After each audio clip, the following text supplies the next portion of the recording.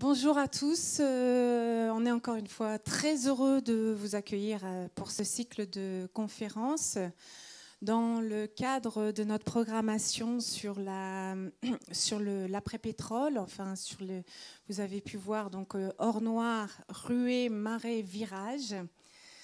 On a pu voir au lancement de cette... vous avez peut-être déjà visité d'ailleurs l'exposition temporaire à ce sujet au 4e étage. Si vous ne l'avez pas fait, je vous invite à le faire. Et pour lancer le cycle, on a reçu Anthony Braud et Carola Hein qui nous ont déjà ouvert un peu l'appétit sur ce thème, sur d'abord une prise de conscience de l'importance du pétrole, de l'omniprésence du pétrole dans notre société et dans notre vie quotidienne. Et aujourd'hui, on va se focaliser sur la question des dérivés du pétrole, des dérivés plastiques du pétrole. En espérant avoir avec nos invités un peu un panorama des solutions qu'on peut envisager pour un avenir sans pétrole. Je voulais dire autre chose, mais je vais vous présenter tout de suite les invités que nous avons. Oui. Romain Debref, je vous invite à nous rejoindre ici à la table ronde. Donc, ce que je voulais dire, c'est que le plastique, on le traitera aussi lors de la prochaine conférence et demain aussi lors des Dimanches des Arts Urbains, puisque nous recevrons demain Laurent Yvan Bourgnon, le navigateur qui a mis en place un projet de dépollution du plastique avec son bateau Manta. Et un artiste qui l'accompagnera demain pour les Dimanches des Arts Urbains. Et le mois prochain, nous aurons une conférence sur l'invasion du plastique dans l'environnement avec un autre navigateur qui s'appelle Bruno Dumonté et qui, lui, mène des missions en mer Méditerranée pour analyser justement le plastique dans la mer Méditerranée. Et une endocrinologue, Valérie Foussier, qui a écrit un livre donc, sur les perturbateurs endocriniens et qui pourra répondre à toutes vos questions sur l'impact du plastique sur la santé. Mais aujourd'hui, donc, on va réfléchir ensemble et dialoguer sur les solutions d'avenir. Donc, on a le plaisir d'accueillir aujourd'hui Marc Roquette de l'entreprise Roquette Frères, qui est un acteur de premier plan au niveau mondial sur les dérivés des amidons, et dont les secteurs de l'entreprise touchent à l'agroalimentaire, à tous les produits, aux produits pharmaceutiques, au secteur donc de la chimie verte, ce qui nous intéresse plus particulièrement, et également au papier. Il est également aujourd'hui président des cartonneries, du conseil d'administration des cartonneries Gondardenne. Sur les établissements Roquette Frères, il a été président pendant de nombreuses années. Maintenant, il a laissé la place à son cousin Édouard Roquette. Et il a également, dans le cadre de ses fonctions, joué un rôle important à la fois sur la mise en place de deux pôles de compétitivité reconnus au niveau national, sur la santé, nutrition, longévité, et l'autre sur les matériaux durables. Au niveau régional, il s'est beaucoup impliqué aussi dans le plan de Jérémy Rivkin pour la 3e révolution, en animant le groupe sur les énergies renouvelables. Et il vous expliquera aussi que cette expérience-là a été déterminante aussi dans le cheminement de sa pensée sur les énergies. Voilà. Et pour dialoguer avec lui, nous avons Romain Debrève qui est venu donc de Reims hein, et qui est chercheur donc, à l'université Champagne-Ardenne et au laboratoire Regard. Je vais mettre mes lunettes pour ne pas dire de bêtises. Donc oui, ces domaines de recherche, de prédilection sont la bioéconomie sur les secteurs de la chimie verte et des agro-ressources. Et il fait partie d'un projet qui s'appelle Bioca, qui est bioéconomie en Champagne-Ardenne. Voilà, il est également secrétaire général du réseau recherche et sur l'innovation. Et pour démarrer, je vais donc laisser la parole à Marc Roquette qui va nous donner sa vision donc, d'entrepreneur sur les questions du bioplastique, des perspectives que cela représente et sa vision même à plus large échelle de comment, en tant qu'entrepreneur, il imagine trouver des solutions pour justement passer le cap de cette transition énergétique. Voilà. Voilà, je vais peut-être mettre debout, ça sera plus facile, oui, pour parler, passer les slides. Je peux le faire. Hein, voilà, donc bonjour à tous, très heureux d'être parmi vous et pour parler effectivement de thématiques qui personnellement me passionnent, m'ont passionné professionnellement, et puis même si je suis à la retraite, mais enfin toujours actif en tant que président des cartonneries de Gondardenne, toujours bien passionné par ces questions. Effectivement, j'ai eu un parcours professionnel qui, disons, a touché assez étroitement le sujet du jour, les plastiques. D'une part, chez Roquette Frères, parce qu'en fait, on peut faire des plastiques à partir de la biomasse, et je vais vous expliquer. Et puis, au niveau des cartonneries de Gondardenne, bon, effectivement, le carton et le plastique sont des concurrents pour l'emballage. Et donc, il y a aussi cette proximité-là. Donc ce que je souhaitais vous expliquer, c'est vraiment une chose importante à comprendre, c'est qu'un plastique, ça peut être aussi bien fait base biomasse que base pétrole. Et en fait, ça se comprend tout à fait, puisqu'en fait, la photosynthèse, donc c'est avec la lumière, avec l'eau, et avec le gaz carbonique que prennent les cellules végétales, donc soit les plantes ou soit les microalgues dans la mer, ils font la photosynthèse, donc avec ces matériaux, ils produisent le glucose et de l'oxygène. Il faut savoir qu'effectivement, la Terre a vu son atmosphère s'enrichir en oxygène de par les micro-organismes, notamment les algues. Et donc, il faut bien comprendre que toute la végétation sur Terre est passée par la photosynthèse, est passée par le stade glucose. Et ce que je dis, amusé, c'est que toute la vie, enfin tout ce qui est vivant, dérive du glucose, bien entendu les plantes, mais comme les animaux mangent les plantes, en fait, ce sont des dérivés de glucose. Et je dis, bon, les amidonniers ont fait beaucoup de produits, donc à partir de l'amidon. Donc l'amidon, c'est le polymère du glucose. Donc à partir du glucose, chez Roquette, il y a plus de 600 dérivés différents, mais on n'a pas encore inscrit l'homme dans notre catalogue. Pour bien vous faire comprendre que l'homme est effectivement un dérivé du glucose puisqu'il mange les végétaux et que même les végétaux ont construit leur masse avec le glucose. Et ce que vous voyez ici, c'est que toute cette vie cette matière organique qui s'est accumulée sur Terre, effectivement, ces dépôts organiques avec les compressions des mouvements, disons, des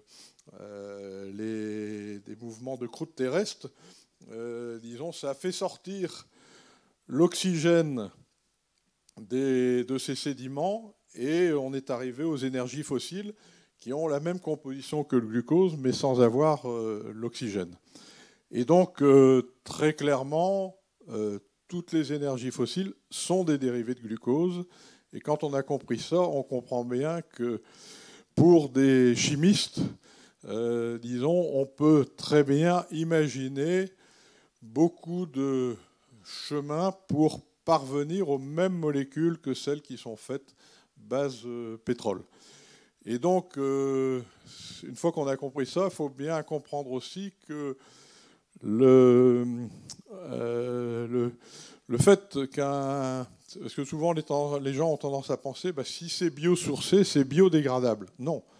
On fait les mêmes plastiques base glucose que ce qu'on peut faire base pétrole.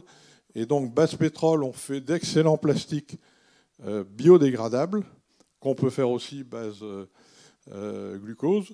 Et base glucose, on peut faire d'excellents plastiques non biodégradables, comme c'est fait par le pétrole. Donc, disons, un plastique, on ne peut pas savoir quelle est effectivement son origine. Il faut bien comprendre que ça peut être disons, l'une ou l'autre des matières premières.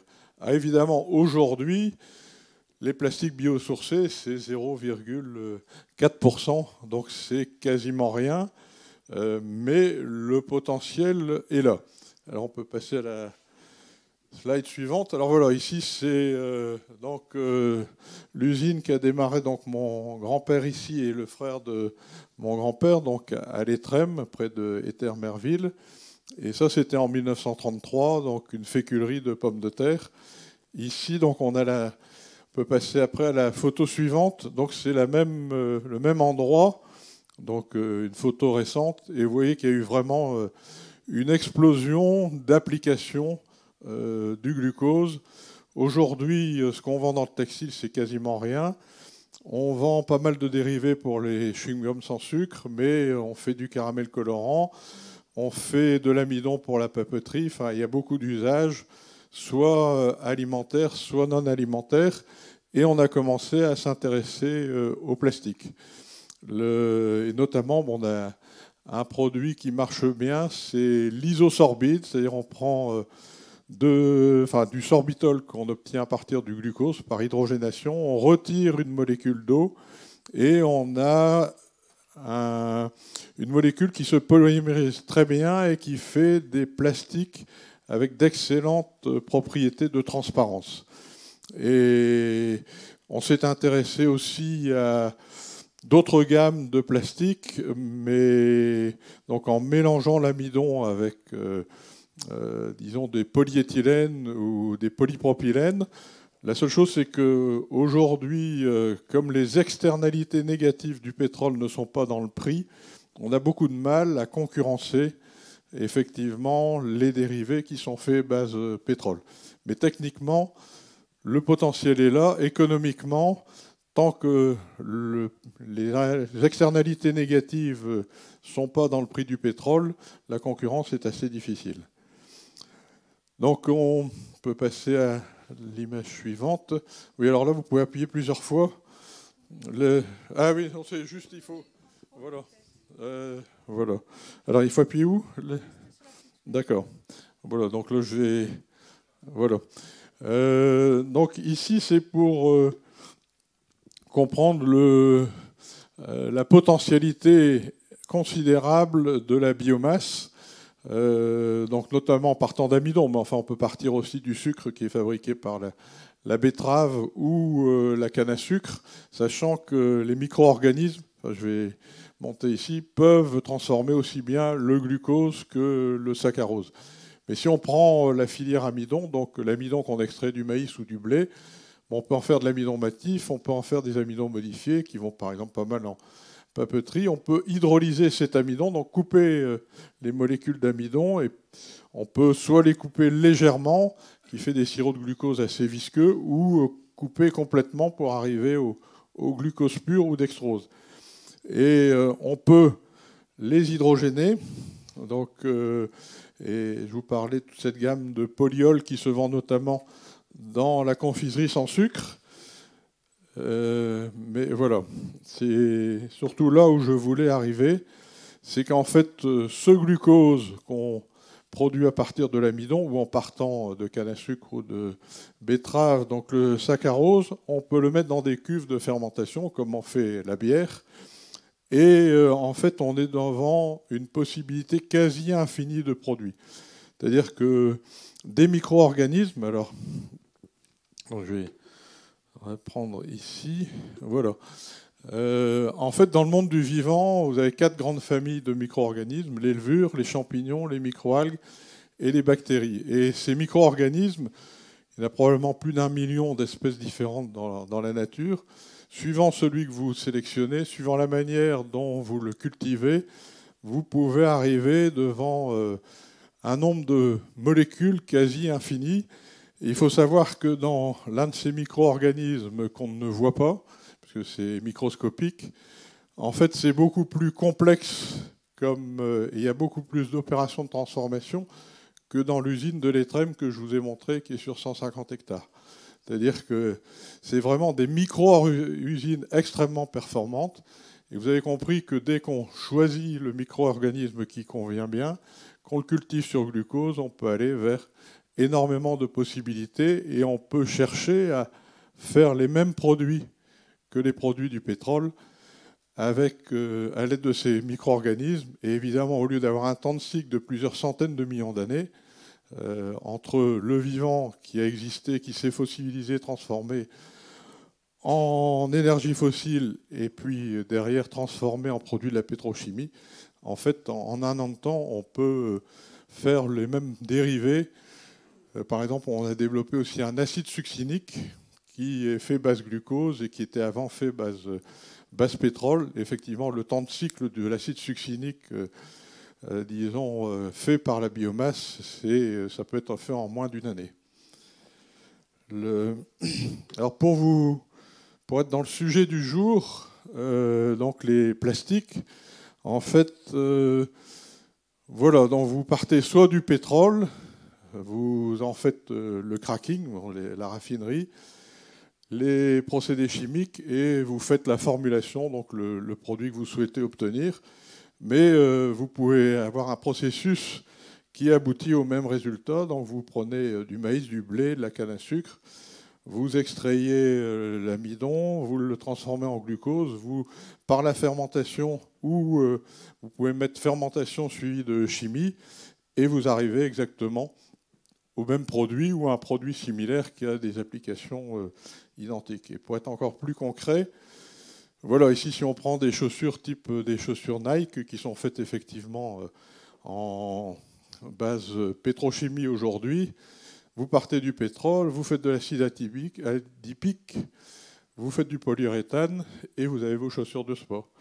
Si vous partez donc de maïs ou de blé, vous faites de l'acide biosuccinique, c'est ce qu'on fait en Italie, vous pouvez faire les mêmes polyuréthanes et vous faites les mêmes chaussures. Donc voilà, c'était ce que je voulais passer comme message. Les plastiques peuvent être faits aussi bien base biomasse que base pétrole. Alors le deuxième message que je voudrais passer, c'est les plastiques sont utiles. Alors probablement que l'humanité actuellement en fait un usage débridé, mais c'est vrai qu'il y a quand même des utilités fortes. Par exemple, on fabrique le dextrose apyrogène, enfin le glucose apyrogène. C'est si vous allez dans un hôpital, que vous êtes perfusé, il y a de fortes chances que ce soit du glucose qui vienne de l'Étrem.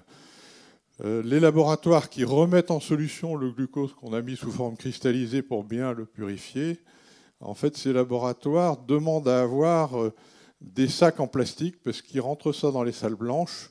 Alors le sac en plastique est dans une sachet en papier, mais ils veulent retirer la sachet en papier parce que les fibres de cellulose peuvent polluer leur circuit.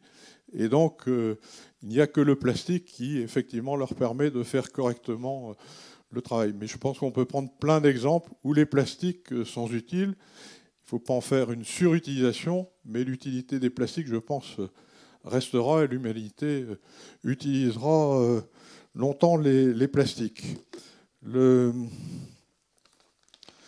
Donc là, ce que L'autre message, donc les plastiques sont utiles, mais l'humanité d'aujourd'hui ne sait pas utiliser correctement les plastiques, et c'est ça qui a tout lieu d'inquiéter, puisqu'effectivement, la production, c'est 320 millions de tonnes par an. Depuis qu'on en fait, il y a eu 9,1 milliards de tonnes qui ont été produits, mais 5,4 ont été dispersées dans l'environnement. D'ici à 2050, il y a des prévisions qui font état sur le fait que de 9,1 milliards de plastique produits, on devrait passer à 28,7 milliards, avec 13,2 milliards dans l'environnement. Et il y a 5 à 13 millions de tonnes, disons, de plastique dans les océans. Et effectivement, c'est Hélène... pardon Hélène qui attire l'attention sur le fait qu'il risque la fondation Hélène MacArthur, c'est ça, qui voilà, pardon, et qui dit on risque d'avoir plus de plastique que de poissons dans l'océan si tout ceci continue. Alors comment l'humanité pourrait-elle bien utiliser le plastique? Et on voit que il y a un travail considérable à faire. La première chose, c'est effectivement de rentrer le plastique dans l'économie circulaire. Pour ça, il faut effectivement arrêter d'utiliser le pétrole et passer à la biomasse. Donc ça, c'est... La deuxième chose, c'est qu'effectivement, il faut recycler complètement le plastique. Et ça, c'est absolument pas fait, puisqu'aujourd'hui, le plastique n'est recyclé qu'à hauteur, enfin, on trouve des chiffres différents, mais bon, c'est toujours du même ordre, à hauteur de 9%. Si on ne peut pas le recycler, il faut l'incinérer. C'est incinéré qu'à hauteur de 12%. Et donc, disons, un monde où le plastique est correctement utilisé, ce n'est pas un monde qu'on va avoir demain matin, mais qu'on peut espérer avoir dans un futur quand même pas trop lointain, mais on voit qu'il y a tellement de choses à bouger qu'on peut s'inquiéter que ça ne soit pas fait suffisamment rapidement. Mais ce sont des plastiques base biomasse, quasiment totalement recyclés, parce qu'effectivement, si on fait base biomasse, il ne faut pas trop tirer sur la matière première, puisque cette biomasse, on a besoin pour beaucoup d'autres usages. Donc il faut recycler ce plastique autant que faire se peut. Et puis, s'il est base biomasse et qu'on n'arrive pas à le recycler, s'il est incinéré, il rentre dans l'économie circulaire, puisque le CO2 qui est dégagé à l'incinération d'un plastique biosourcé, donc c'est du CO2 qui sera capté par la plante. Et donc on a bien, disons, on est bien dans l'économie circulaire.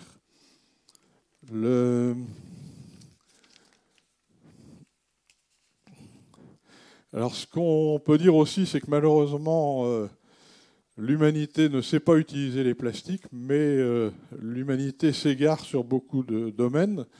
Bon, bien entendu, le réchauffement climatique, l'utilisation des énergies fossiles, du nucléaire, la pollution, la biodiversité en est en chute libre aujourd'hui, la déforestation, la faible efficacité énergétique, les faibles taux d'économie circulaire. Et je crois que l'humanité prend conscience de plus en plus qu'on va dans le mur. Et je souhaite citer donc Bernard Stiegler, qui est un philosophe et qui analyse assez bien les choses en disant c'est quand un système arrive à ses limites qu'on peut espérer et qu'on doit espérer qu'il y ait une bifurcation. C'est-à-dire qu'effectivement, il y a quelque chose qui se passe pour évoluer vers un autre avenir. Et je crois qu'effectivement, l'humanité a bien besoin d'une bifurcation, d'évoluer rapidement vers autre chose. Et sur cette thématique de la bifurcation, je parlerai volontiers de l'impôt sur l'énergie. Alors, c'est une vieille idée d'Eugène Schueller dans les années 50, donc le fondateur de L'Oréal, avait poussé cette idée-là. Il a d'ailleurs fait un livre de 140 pages. Aucun argument écologique, si ce n'est une meilleure utilisation de l'énergie, mais Eugène Schueller avait parfaitement bien perçu que l'humanité n'avait pas encore réalisé que les machines étaient arrivées et que la production des machines était beaucoup plus compétitive que la production de l'homme, et que donc on pouvait taxer le travail des machines plutôt que de taxer le travail de l'homme, sans craindre une moindre utilisation de l'énergie, puisqu'effectivement elle est tellement intéressante pour l'homme qu'elle serait totalement utilisée. Et aujourd'hui, quand on regarde cette notion de taxe sur l'énergie dans le contexte qu'on vit aujourd'hui, on voit qu'elle peut être extrêmement salutaire. Alors, on en parlera, mais aujourd'hui est un jour un peu particulier avec les Gilets jaunes, mais je ferai le lien avec ce que je suis en train de dire. Renchérir le prix de l'énergie par l'impôt peut être un facteur d'accélération considérable de transition énergétique, puisqu'effectivement, on peut facilement mettre une taxation plus forte sur énergie nucléaire, énergie fossile par rapport à énergie renouvelable. On sait que, disons, il commence à y avoir de plus en plus d'experts qui viennent dire c'est dommage qu'on n'aille pas plus vite vers la transition énergétique parce qu'en fait, économiquement, c'est plus valable. Il y a notamment André Feij, qui est un universitaire hollandais qui a fait un très bon TEDx sur la question, et il dit c'est vraiment une situation décervelée que de ne pas aller plus vite vers cette économie, donc énergie renouvelable, forte efficacité énergétique et puis économie circulaire, parce que globalement, c'est plus intéressant. Alors pourquoi, si c'est plus intéressant, on ne le fait pas? Ça a été très bien analysé par Pablo Servigné dans son livre L'entraide, l'autre loi de la nature, où il explique très bien que l'individu ne bouge vraiment que quand son intérêt particulier est servi, et que s'il n'y a pas un alignement entre son intérêt particulier et le bien commun, bon, il n'est quand même pas suffisamment proactif.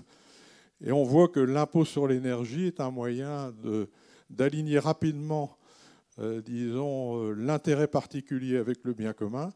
Je vous disais, en mettant des taxations différentes, énergie fossile, énergie nucléaire, énergie renouvelable, mais on voit tout de suite que dès qu'on renchérit le prix de l'énergie, eh bien, on va vers l'excellence en matière énergétique. Et je suis convaincu qu'avec déjà les technologies actuelles, on peut améliorer l'efficacité énergétique par 2 ou par 3. Vous avez tous des exemples de maisons passives, mais il y a beaucoup de choses qu'on peut faire.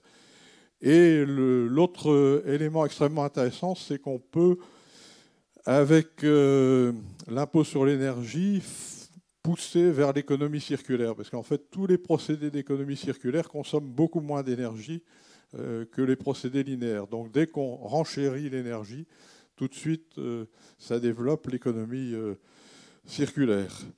Et donc, ce que je disais, effectivement, aujourd'hui, avec les Gilets jaunes, on voit bien que renchérir le prix de l'énergie, c'est peut-être pas quelque chose qui est facile à communiquer. Je crois que le gros problème, c'est de donner du sens à ce renchérissement de l'énergie. Et bien entendu, si on taxe l'énergie, c'est pas pour mettre des moyens complémentaires à l'État pour dépenser plus. Et il semble que la vraie vocation de l'impôt sur l'énergie, c'est de financer la protection sociale. Et effectivement, aujourd'hui, le financement de la protection sociale se fait sur les salaires. Et quand on réalise que le travail des machines est hyper compétitif, par contre, le travail de l'homme l'est moins, il y a une grande logique à transférer la charge de la protection sociale du travail de l'homme vers le travail des machines et donc vers les consommateurs d'énergie. Et donc l'idée est bien de taxer le travail des machines plutôt que le travail de l'homme, et c'était bien l'idée de base d'Eugène Schueller.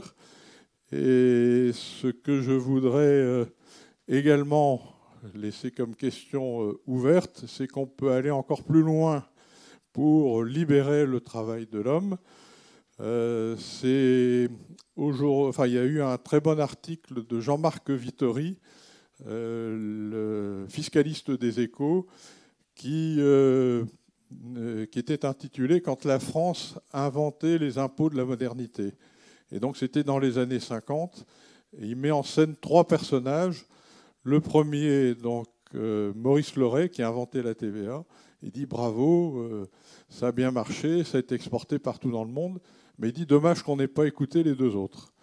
Et les deux autres, c'est Eugène Schoeller avec l'impôt sur l'énergie, et il dit bon, on utiliserait beaucoup mieux l'énergie si elle était taxée. Et après, c'est Maurice Allais qui effectivement préconisait l'impôt sur le capital plutôt que l'impôt sur le revenu. Et effectivement, quand on regarde le budget de l'État, aujourd'hui, le budget de l'État, c'est 300 milliards. Il y en a la moitié qui sont faits par la TVA. Si on met l'impôt sur le capital sur tout le monde, avec un taux fixe de 1,5%, compte tenu du patrimoine des Français, ça vous fait l'autre budget, l'autre moitié du budget de l'État. Donc vous pouvez sortir l'impôt sur le revenu, l'impôt sur les plus-values, l'impôt sur les sociétés, l'impôt sur les successions, vous faites le budget de l'État. La seule chose, c'est que dans les prélèvements obligatoires, bien entendu, il y a la protection sociale. Et cette protection sociale, si vous la financez par l'impôt sur l'énergie, donc vous retirez les charges qui pèsent sur les salaires, et du coup, vous avez le travail de l'homme qui peut rester complètement, disons, celui qui a travaillé peut garder, disons, tout ce qu'il a produit, enfin toute sa création, puisqu'effectivement, il n'aurait ni l'impôt sur le revenu, ni toutes les charges sociales qu'il paye. Et c'est effectivement, donc cette idée d'impôt sur l'énergie est un moyen de protéger la planète et de libérer la création, la créativité de l'homme. Voilà, je vous remercie de votre attention.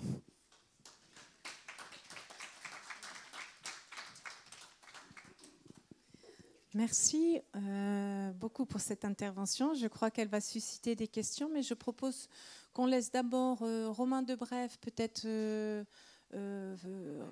faire sa présentation justement en rebondissant sur ce que M. Roquette vient de d'énoncer.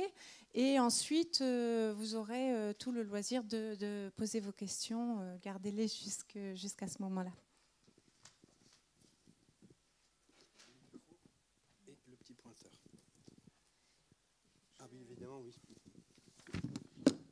Bonjour à tous. Merci d'être ici si nombreux, d'avoir bravé les blocages et d'être venus et d'avoir l'occasion de discuter avec vous. Voilà, sur...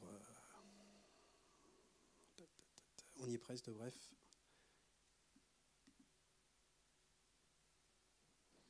Fermé. Oui, c'est celui-ci.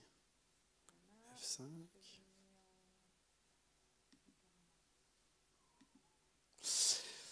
Merci beaucoup. Bon, du coup, le titre de ma présentation s'appelle Plastic Free. J'ai repris celui de la journée. Donc, Romain Debrève, maître de conférence en sciences économiques, ayant fait ma thèse en fait sur les innovations environnementales et l'éco-conception, en me focalisant en particulier sur le secteur des revêtements de sol souples, le lino, etc., tous les produits de consommation courante. Ayant après exploré ces différents secteurs à l'échelle européenne, j'ai regardé comment les stratégies de recyclage avaient été mises en place, les influences des lobbies et également voilà, les influences auprès de la réglementation européenne.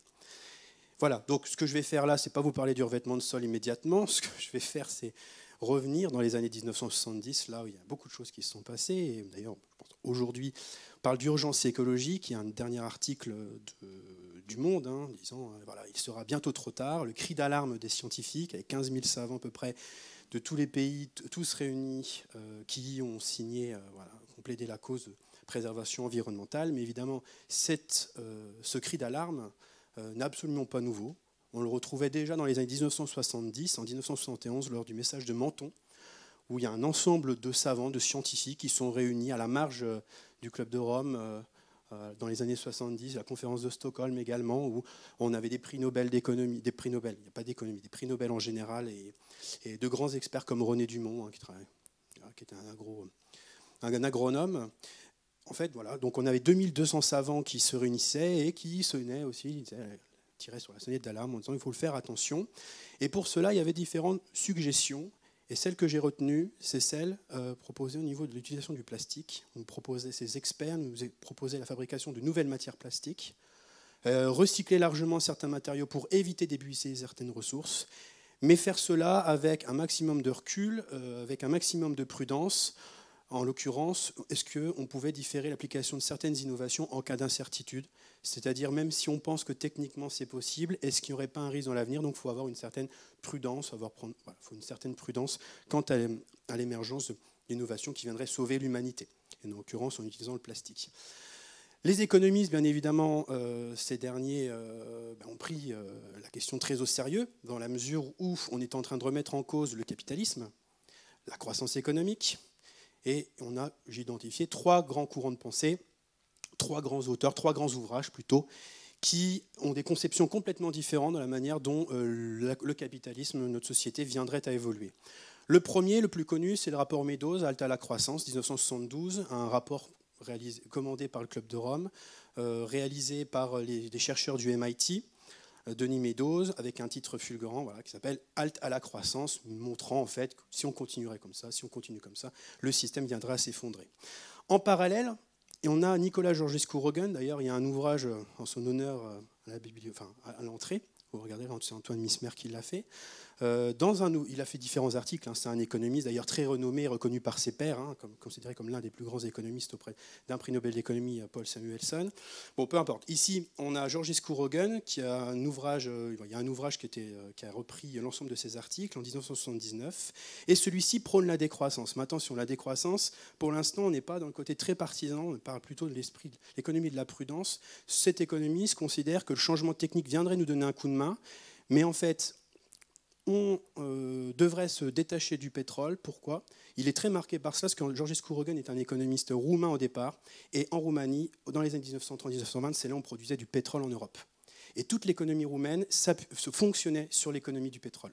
Et évidemment, les Roumains se sont développés de cette manière-là, et tout le système s'est effondré. Et donc lui, il a ce souvenir d'un pays qui était prospère et qui s'est effondré très rapidement. Donc lui, il a une vision un peu plus globale des choses en se disant si notre système économique repose entièrement sur le pétrole, eh bien, il va se passer la même chose que ce que j'ai connu quand j'étais plus jeune. Au final, il propose quelques solutions. Celui-ci il explique qu'en fait que l'histoire de l'humanité repose sur l'utilisation de grandes ressources. Au départ, on avait l'usage de la biomasse. Les hommes préhistoriques utilisent le bois pour se chauffer. Ensuite, une fois qu'on a trop exploité le bois, on va creuser dans le sol pour aller chercher du charbon puis du pétrole. C'est comme ça que notre système économique s'est développé, l'humanité également évolué. Puis, aujourd'hui, dans les années 70 plutôt, on s'est rendu compte qu'on n'avait plus de ressources possibles, disponibles. Il fallait penser après. Et cet auteur suggère l'utilisation du bois. Il dit voilà, on pourra arriver dans un nouvel âge du bois avec des technologies appropriées, sauf que tant qu'on n'aurait pas trouvé la meilleure solution, eh bien, il faut avoir une certaine prudence, il faut moins consommer, il faut ralentir, donner du temps au temps pour retarder l'échéance. C'est pour ça qu'il parle de décroissance. D'accord ? Enfin, on a un dernier ouvrage, c'est l'Anti-Malthus, qui est en fait le contre-pied de Halte à la croissance. Là, ce n'est pas des économistes américains, ce sont des économistes anglais qui considèrent que le changement technique va avoir un rôle majeur pour sauver l'humanité, mais néanmoins, ici, il faut que les pouvoirs publics aient un rôle majeur pour pouvoir encadrer tout cela. D'accord ? Donc il y a un pessimiste, un autre qui prône la décroissance en allant vers l'âge du bois, et l'autre qui considère que le changement technique va nous apporter des solutions, mais il faut faire attention.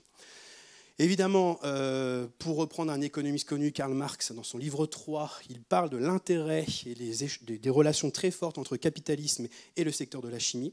Dans le livre 3, il parle de l'utilisation des résidus et comment en fait, la chimie a contribué à la production et à la croissance mondiale.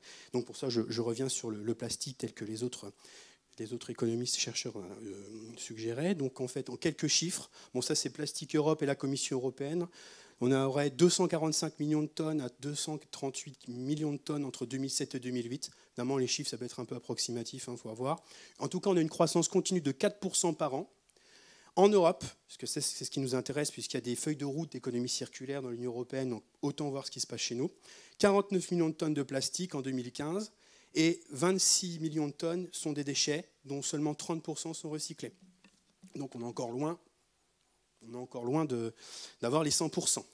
D'accord ? Ça veut dire que là, il va falloir remettre en cause la manière dont on utilise le plastique, la manière dont on le produit, et mais également voir la manière dont on peut se détacher de la ressource pétrolière qui cause à la fois des crises et qui nous empêche, on est un peu emprisonné, il faut réussir à se libérer de nos chaînes.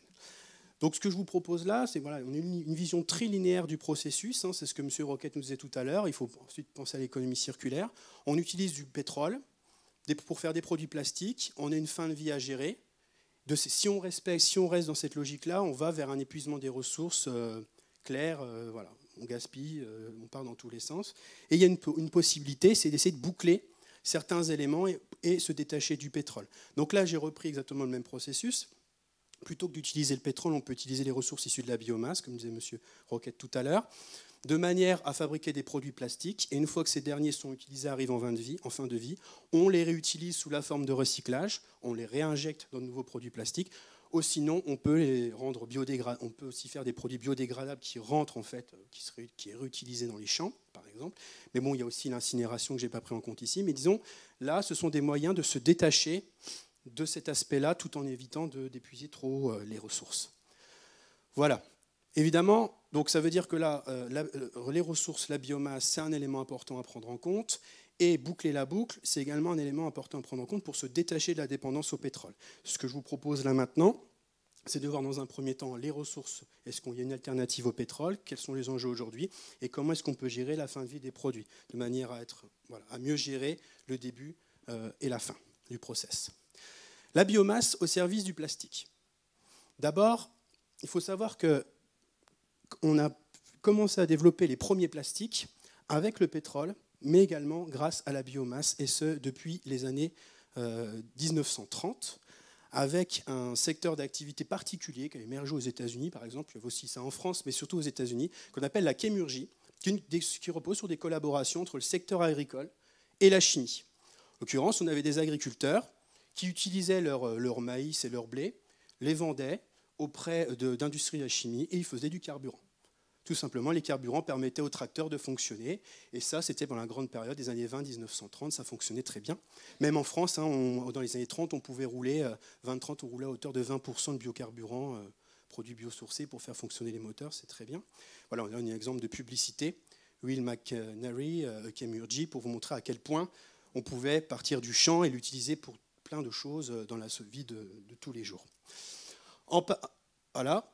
Et pour vous montrer à quel point on croyait à l'utilisation de la biomasse, on cherchait à substituer, à créer de nouvelles formes de molécules, de nouveaux matériaux, eh bien on a Henry Ford, notre cher Henry Ford, qui avait imaginé une voiture en grande partie biosourcée qui fonctionnait aussi grâce au biocarburant qu'on appelle la Ford Hemp Body Car, ou la Sol Bean Car également, voiture au soja, voiture de chanvre. C'est une voiture au polymère biosourcé et roulant à l'éthanol de chanvre. La seule chose qu'on retrouvait, c'était un carénage en ferraille, d'accord ? Évidemment, ça pouvait être recyclé, je pense, parce que Henry Ford, il adorait tout recycler. Et puis ensuite, on avait une voiture comme celle-ci. D'accord ? Et d'ailleurs, elle avait des caractéristiques assez intéressantes, puisqu'en termes de résistance, elle était vraiment même plus résistante au choc que certaines voitures en acier, il y avait au niveau des chocs. Et quand ça se cassait, ça sentait le pop-corn. Voilà, c'était l'anecdote. Ça sentait le pop-corn. D'accord ? En parallèle, donc là, on est dans les années 1930.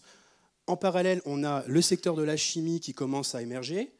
On a la chimie qui se développe. Et on a aussi des matériaux plastiques qui commencent, des molécules polymères qui commencent à émerger. Je pense à la bakélite, qui est l'un des premiers plastiques synthétiques, mais également au PVC. Le PVC est composé de pétrole et de sel, en fait, techniquement, avec un exemple dans les années 50 où madame pouvait poser du revêtement de sol toute seule. Vous voyez, à l'époque, aujourd'hui, on fait aussi des revêtements de sol modulaires, on pose soi-même son propre parquet, vous voyez, on n'a rien inventé. Mais dedans, il y avait de l'amiante. Voilà, c'est la seule particularité qu'il y avait. D'accord ? Donc, dans les années 1930, on pouvait faire des polymères, l'équivalent plastique, etc., avec de la biomasse, mais également avec du pétrole. La Seconde Guerre arrive, évidemment, il y a énormément eu de besoins, notamment pour faire la guerre, pour fabriquer des joints en caoutchouc pour l'aviation, ce qui a fait qu'on n'avait pas suffisamment de ressources naturelles, la biomasse, pour pouvoir répondre à la demande. Donc on utilisait le pétrole qui était fortement disponible pour pouvoir avoir des substituts. Et depuis la Seconde Guerre mondiale, le plastique s'est imposé en voyant dans chacun de ce côté la chimie de la biomasse, etc. Donc le pétrole a commencé à dominer les 30 Glorieuses, et ce jusqu'à aujourd'hui.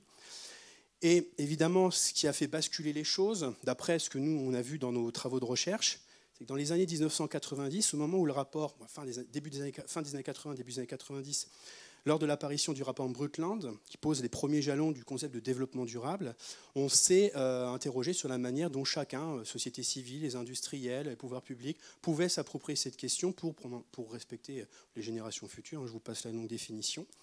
Et l'un des points clés qui a montré en fait que la chimie a basculé de l'autre côté, c'est la mise en place d'une réglementation, le Pollution Prevention Act, où les États-Unis ont dit maintenant c'est bon, on met une réglementation parce qu'il y a des pollutions de l'air, on va faire, à cause des émissions chimiques, les produits chimiques, les émissions de voitures, tout ça, donc il faut que le secteur de la chimie se tienne bien. Et c'est de cette manière qu'on arrivera un petit peu à orienter les trajectoires technologiques. À partir de cette décennie, on commence à y voir des chercheurs américains qui essayent de voir comment on pourrait faire une chimie respectueuse de l'environnement. Donc on parlera de chimie durable, de chimie verte. Puis en fait, on aura le terme green chemistry, chimie verte, qui prendra le dessus. Mais néanmoins, ce concept-là est très particulier. En fait, il repose sur 12 grands principes, peu comme un table des lois, 12 principes que vous pouvez respecter, suivre un par un, les prendre 2 par 2, 3 par 3. Et c'est de cette manière-là en fait, que vous pourriez participer à une chimie respectueuse de l'environnement. Et parmi ces 12 principes, c'est Anastasia Warner qui a développé ces concepts, ces différents principes, c'est l'usage de la biomasse se retrouve, et le 7e principe parmi les 12. D'accord ? Donc ça veut dire que pour faire de la chimie respectueuse de l'environnement, on peut faire plein de choses, utiliser du pétrole, mais aussi, si vous le souhaitez, de la biomasse sans aucun problème. Mais ce qui s'est passé, c'est que dans les années 2000, on a commencé à avoir l'émergence de nouvelles collaborations entre le secteur agricole, qui cherchait à vendre ses excédents, notamment en Europe avec la PAC. Vous savez, vous avez été limité par les quotas, donc vous cherchez à trouver des nouveaux débouchés, et des collaborations avec l'industrie de la chimie.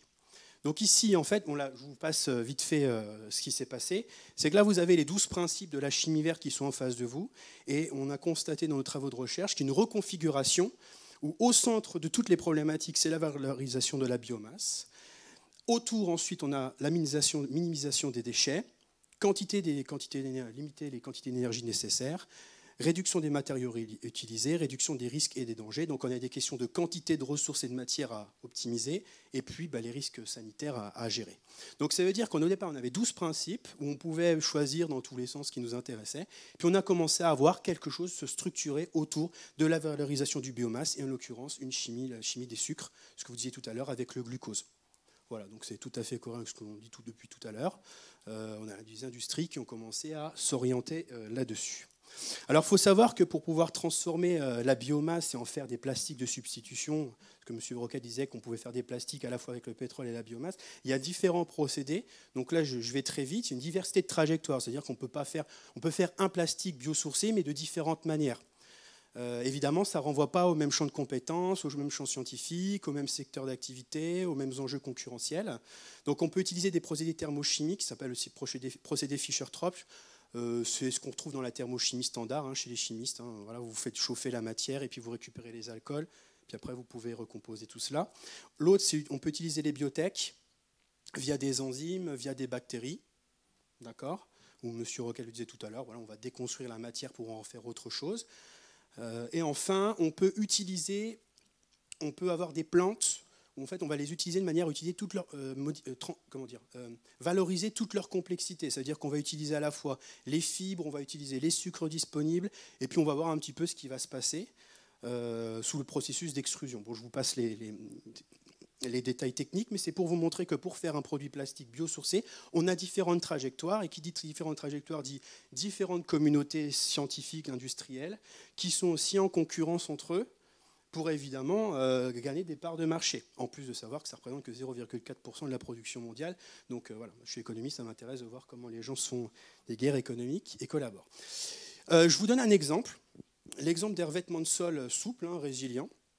C'est un produit qu'on a, c'est du béton, hélas, c'est un produit de tous les jours. Je vous montre rapidement comment ça fonctionne. En fait, le revêtement de sol plastique, ça a apparu officiellement après la Seconde Guerre mondiale, au moment où le pétrole a commencé à dominer tout. On a eu pas mal de produits plastiques qui ont émergé. Mais aujourd'hui, avec les enjeux liés à la chimie verte, dit voilà, on va essayer de supprimer certaines molécules dangereuses telles que les phtalates. Et pour cela, on va utiliser des résines biosourcées, donc des polysorbes qui sont faits aussi chez M. Roquette, de manière à avoir un substitut de phtalate. Évidemment, c'est bien parce que ces produits-là sont biosourcés, puis en plus, on enlève une contrainte sanitaire, un problème sanitaire. Donc là, on a trouvé la solution. Dedans, donc, on a un mélange de PVC, on a un PVC recyclé, puis une résine biosourcée. Voilà. Donc là, on est capable de mélanger à la fois des produits issus du pétrole, produits issus de la biomasse, de manière à avoir un produit homogène.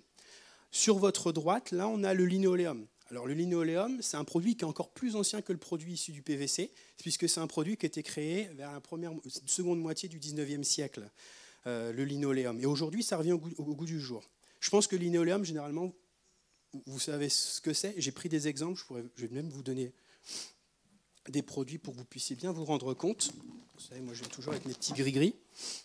Ça, ce que vous avez là, c'est du plastique biosourcé, plastique recyclé biosourcé. Et ce que vous avez là, alors où est-ce que c'est, s'il vous plaît? Et ça, c'est du linoléum.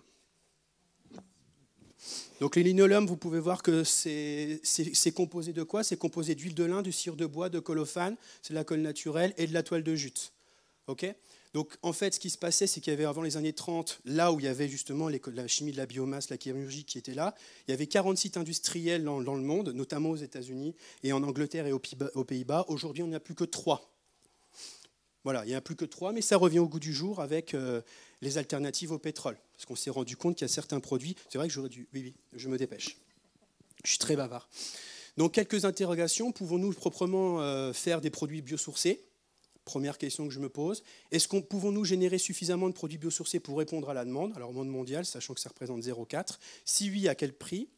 Le plastique biosourcé peut-il rivaliser face à la production de plastique pétro-sourcé si le pétrole devient plus compétitif? Donc là, une histoire de prix ou qui ferait la bascule, donc d'incitation économique. On va revenir ensuite rapidement au recyclage. On parlait de la biomasse. Maintenant, le recyclage qui viendrait compléter notre indépendance au pétrole. Donc comment en fait on peut faire revivre du plastique? Et cette idée de boucler la boucle, c'est absolument pas nouveau. On retrouve ça aussi dans les années 1970, 76, 70, avec Barry Commoner, qui est un Américain, un peu quelqu'un d'engagé, un économiste, sociologue, il fait un peu de tout. Et cet ouvrage-là, si vous voulez, c'est un peu le point de départ. En arrivant à la conclusion de son ouvrage, il dit que le résultat final est une crise environnementale, donc super pessimiste, une crise de la survie. Donc voilà, il ne faut pas rigoler avec ça. Une fois de plus, pour survivre, nous devons fermer le cercle. Et cette idée de fermer le cercle, en fait, c'est une idée aussi inspirée des hommes qui allaient dans l'espace, où on était capable de gérer ses propres ressources de façon autonome, sans avoir besoin d'épuiser les ressources. Donc on parlait des systèmes clos, et même lors de la COP 21, il faut savoir qu'il y a des séminaires dédiés à l'innovation, où il y a une espèce de workshop, un atelier dédié au modèle d'économie circulaire. Donc boucler la boucle, c'est quelque chose qui existe depuis longtemps, que l'on prône, mais encore faut-il voir si c'est efficace. On a deux façons de faire.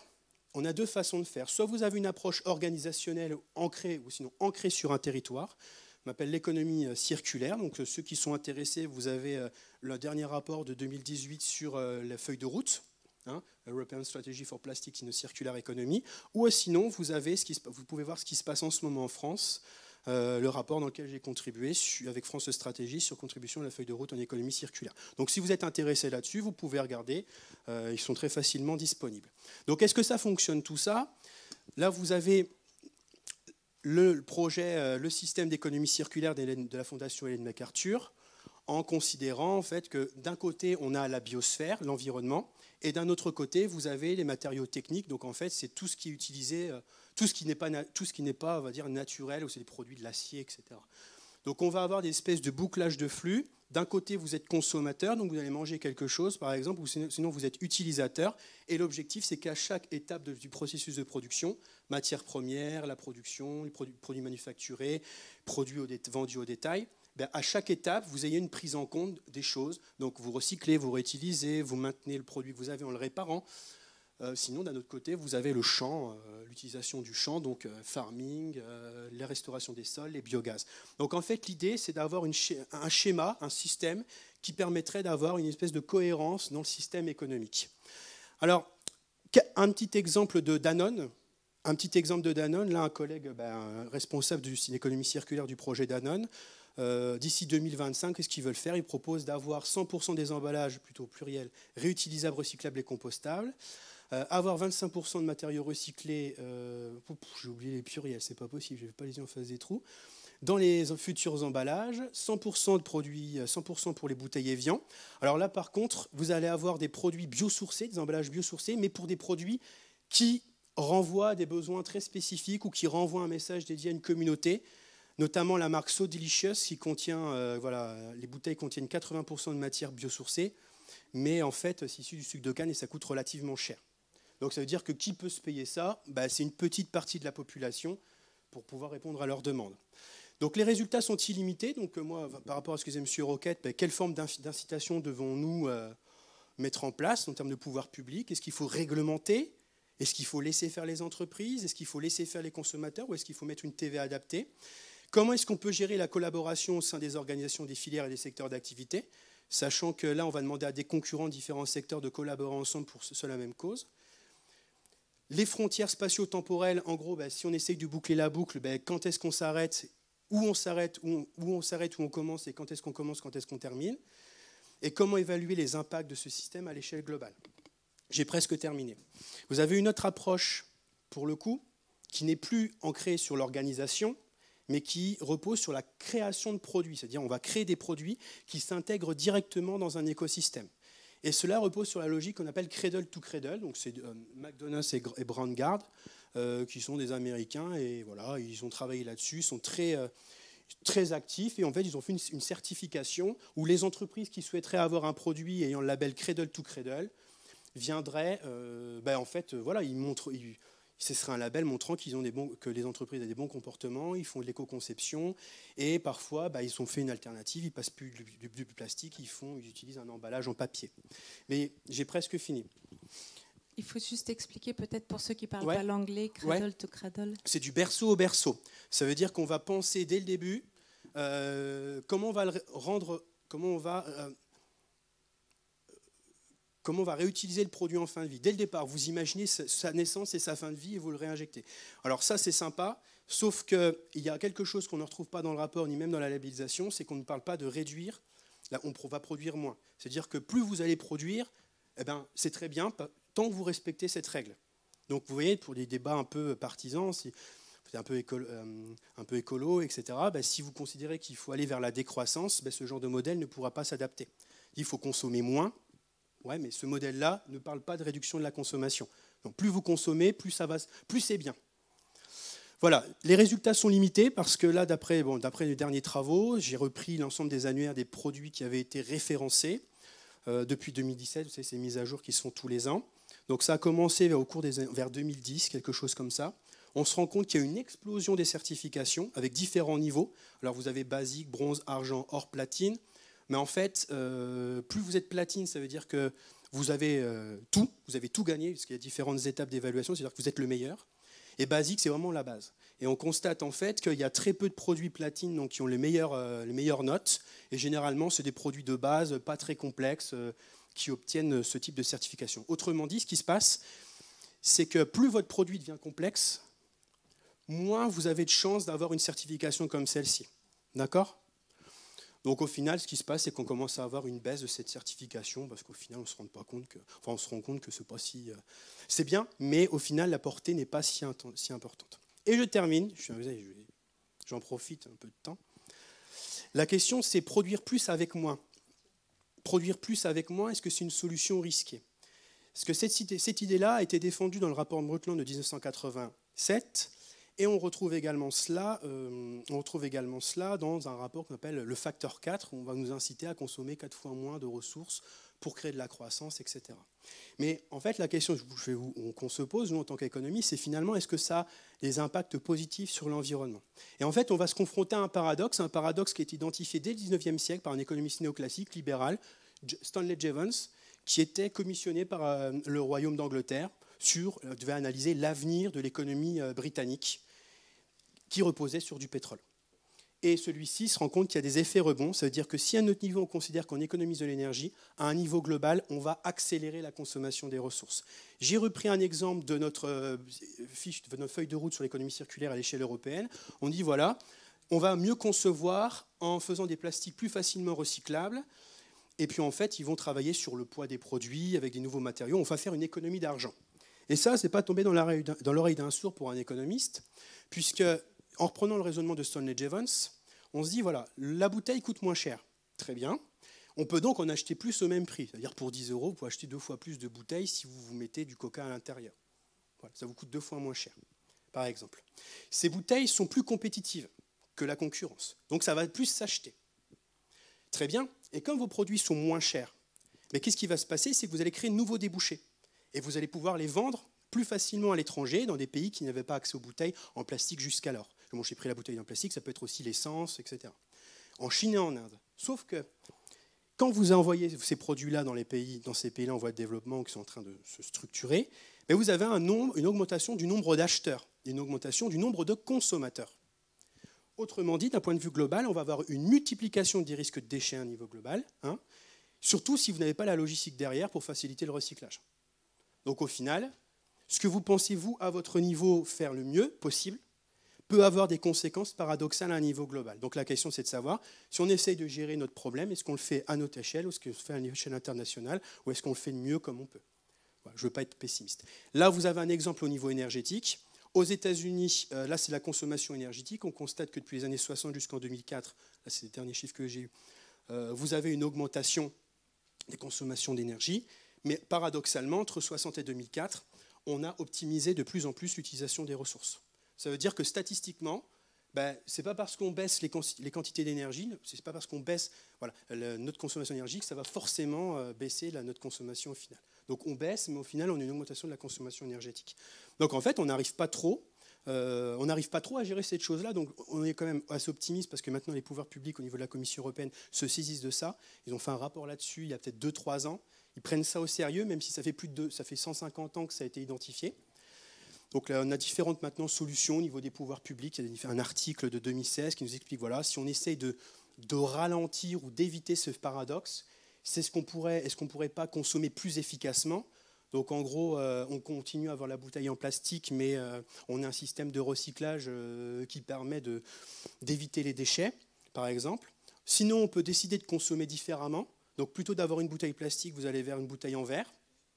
Et ça, c'est généralement côté un peu partisan, ceux qui sont engagés, voilà, et qui ont des idées. Consommer différemment, à un certain prix, évidemment, il faut pouvoir le faire. Et enfin, il y a consommer moins.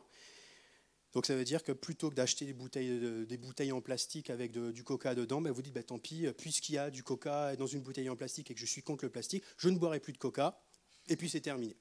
D'accord? Donc voilà. Voilà, merci de votre attention, je vous remercie.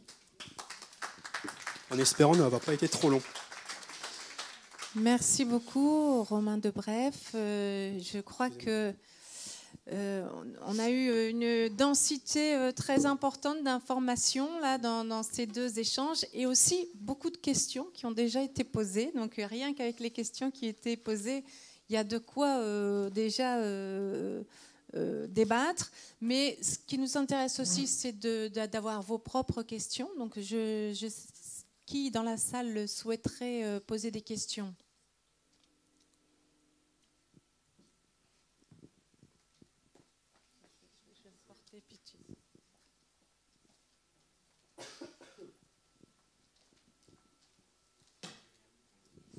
Oui, merci à vous deux pour toutes ces informations. Merci aussi à M. Roquette dont l'entreprise, je crois, a aidé une association qui défend l'environnement à l'ETREM et je le remercie pour eux. Je voulais poser la question suivante. Il me semble, je ne suis pas absolument certaine de ce que j'avance, mais qu'actuellement, on peut, quand on est agriculteur, faire tourner son tracteur avec une huile ou quelque chose qui vient de sa propre production et que ça marche très bien finalement. Ça use peut-être un peu plus vite le tracteur, mais j'en suis même pas certaine. Et donc je pose cette question, je trouve qu'on est un peu dans une situation bizarre où l'on oblige, parce que je crois qu'on n'a pas le droit de rouler de mettre de l'huile dans son tracteur, eh bien, je trouve qu'on est dans une situation un peu bizarre d'agriculteurs qui sont enfin pas tous, mais certains sont quand même en grande difficulté. Et puis, on les oblige à consommer du pétrole, enfin, ou du diesel, ou je ne sais pas quoi. Voilà, ce n'est pas vraiment une question, mais c'est une remarque. Voilà. Je trouve, enfin, je ne sais pas ce que vous en pensez, surtout. Alors, c'est pour rebondir sur la question. Les voitures, enfin, moi j'avais acheté une voiture il y a plus de 8 ans et elle roulait à l'essence et à l'éthanol. Au départ, j'étais pas très. Enfin, je me demandais si c'était vraiment valable et vraiment ça valait le coup. Et là, j'ai dû changer de voiture et plus moyen d'avoir une voiture qui roule à l'éthanol. ça ne se faisait plus, il fallait mettre un adaptateur sur le moteur. Alors que quand j'avais acheté la première, c'était soit l'essence, soit l'éthanol. Enfin, je pouvais mettre l'essence ou l'éthanol. Alors, et maintenant, il faut rajouter quelque chose, mais payer pour rajouter. Et là, je ne comprends pas, parce que, je veux dire, il faut toujours payer. Enfin, que font les recherches au niveau moteur, au niveau... Enfin, je veux dire... voilà. Très pragmatique. Oui. Non, ce qu'on peut dire, bon, sur les voitures, personnellement, je pense qu'on va plutôt aller vers la voiture électrique, parce qu'effectivement, disons, si on commence à partir avec la biomasse pour faire circuler les véhicules, ça va faire une pression considérable sur la disponibilité, disons, en biomasse. Et aujourd'hui, on voit quand même des avancées dans la voiture électrique. Alors, bien entendu, il y a toujours le problème de la batterie. Mais c'est vrai que ce qui est assez amusant, c'est qu'aujourd'hui, donc, il y a les gilets jaunes qui contestent effectivement la taxation des voitures à moteur à explosion. Il faut savoir aujourd'hui que si vous prenez une voiture électrique, la taxation de la voiture électrique au kilomètre parcouru, c'est pas grand-chose. Et je parlais de taxer l'énergie. Pour moi, il faut une taxation importante de l'ordre de 100 € du mégawatt. C'est à peu près le prix qu'un Français paye, donc c'est à peu près le doublement. Mais il faut savoir que même si on taxe l'électricité renouvelable de 100 € du mégawatt, compte tenu de la performance du moteur électrique, qui est de l'ordre de 90%, alors que le moteur à explosion est à 20-25%, en fin de compte, même avec cette taxation de l'énergie renouvelable à 100 €, la taxation au kilomètre parcouru demain sera beaucoup moins forte que la taxation que tout à chacun paye avec le moteur à explosion, compte tenu de son rendement et compte tenu de la forte taxation. Et aujourd'hui, dans le débat d'aujourd'hui, avec les gilets jaunes, on parle de la taxation du moteur à explosion, mais on ne parle pas de la non-taxation du véhicule électrique. Alors, pour l'instant, c'est marginal, mais il faut savoir qu'il y a, vous pouvez, des prévisionnistes, notamment de la Silicon Valley, qui prévoient qu'en 2030, 100% des véhicules, alors je ne parle pas des tracteurs, mais 100% des véhicules à la vente seront électriques en 2030. Et aujourd'hui, moi j'ai un ami qui m'a dit, écoutez, j'ai fait mes calculs, compte tenu de la location des batteries, etc., il arrive à un prix de voiture électrique extrêmement compétitif. Donc cette vision est en train d'arriver. Et alors d'ailleurs, c'est Tony Seba. Enfin, si vous voulez regarder sur Internet, vous tapez Tony Seba. Bon, c'est en anglais, mais il donne sa vision et dans ses conférences, il commence par une photo de la ville de New York en 1913 où il dit « Cherchez la voiture à moteur à explosion. Il n'y a que des voitures à cheval. » 13 ans ou 15 ans plus tard, la même photo, cherchez la voiture à cheval. Il n'y en reste plus qu'une.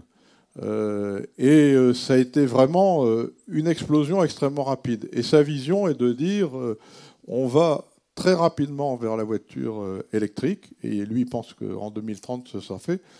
Donc je pense avoir répondu. Et bon, chez Rocket, nous produisons du bioéthanol dans l'usine d'Alsace, mais on l'a fait parce qu'effectivement, il y a eu beaucoup d'incitations pour aller vers les biocarburants. Mais vraiment, ma conviction personnelle est que je ne pense pas que la biomasse soit faite pour faire tourner les véhicules, voitures particulières. Alors maintenant, on sait que pour les tracteurs, c'est effectivement... faire des tracteurs à électricité, ça paraît quand même, disons, un peu difficile. Alors je confirme qu'on peut faire d'excellents carburants pour les tracteurs à partir de matières végétales.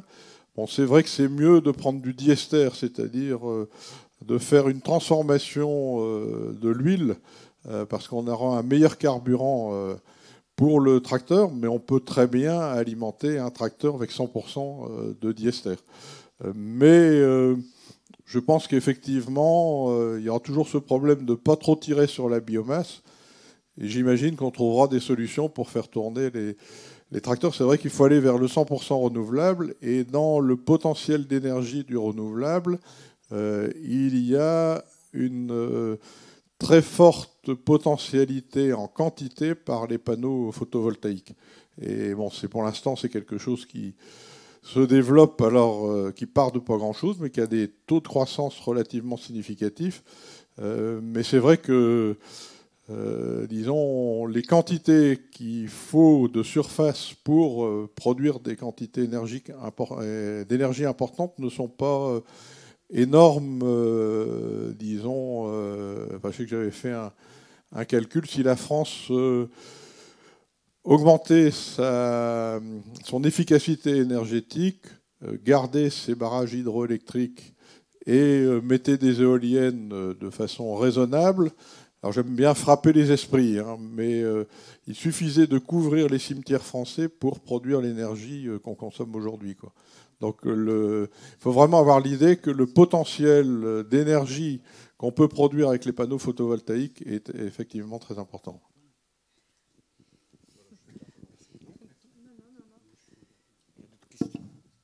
Dans ce cas-là, je vais bien poser une petite question. D'abord, vous avez parlé d'un chercheur, André Streich, mais qu'est-ce que vous pouvez donner l'orthographe? Oui, alors, effectivement, c'est un nom hollandais, donc pas toujours facile. Ça s'écrit F comme François, A comme André, à nouveau A comme André, I comme Isidore et J comme Janine. André Feij. Et effectivement, il exprime très bien qu'en fait, c'est totalement idiot de ne pas aller vers la transition énergétique, vers l'efficacité énergétique, enfin l'excellence en efficacité énergétique et vers l'économie circulaire, parce que globalement, c'est plus rentable que ce qu'on a aujourd'hui.